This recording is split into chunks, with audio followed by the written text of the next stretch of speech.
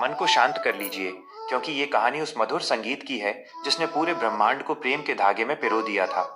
बांसुरी का जन्म, समर्पण की गाथा। बहुत समय पहले की बात है। भगवान कृष्ण वृंदावन के कुंजों में घूम रहे थे। उन्होंने देखा कि यमुना किनारे बांस के कुछ पेड़ हवा के झोंकों से हिल रहे थे। कृष्ण एक बांस के पास गए और उससे पूछा, क्या तुम मुझे कुछ दे सकते हो? बांस ने झुककर उत्तर दिया, तारांकन। प्रभु, मेरा तो अस्तित्व ही आपका है, आप जो चाहें ले लें। कृष्ण ने कहा, तारांकन, मुझे तुम्हारा जीवन चाहिए। मुझे तुम्हें काटना होगा, तुम्हारे अंदर छेद करने होंगे और तुम्हें पूरी तरह खाली करना होगा।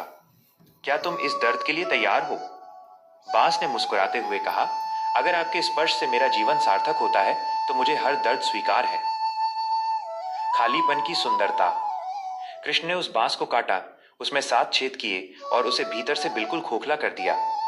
यही वो रहस्य है जो पूरी तरह खाली होता है, वही ईश्वर की आवाज बन पाता है।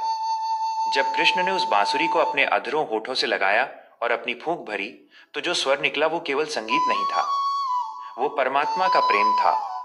पहला स्वर, पक्षियों ने चहकना बंद कर दिया। दूसरा स्वर, यमुना की लहरें स्थिर हो गईं, मानो वे भी सुनना चाहती हों।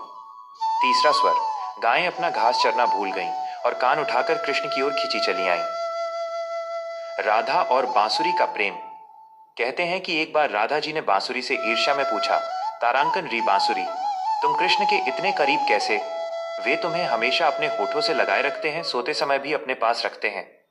तुमने ऐसा क्या पुण्य किया है?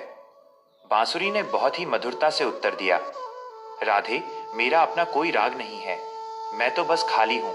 शाम जैसी फूंक मारते हैं, मैं वैसा ही बजती हूं। मैंने अपना अहंकार और अपना स्वयं उन्हें सौंप दिया है, इसीलिए मैं उनके इतने करीब हूं। कहानी का सार। कृष्ण की बांसुरी हमें सिखाती है कि जब हम अपने भीतर से अभिमान और ईर्ष्या को निकालकर खुद को खाली कर देते हैं, तब ईश्वर स्वयं हमारे माध्यम से सुंदर संगीत बजाने लगते हैं।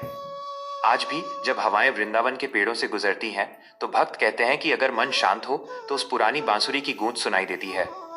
क्या आप इस कहानी के किसी विशेष भाग, जैसे राधा कृष्ण के संवाद पर, कोई कविता या और विस्तार सुनना चाहेंगे?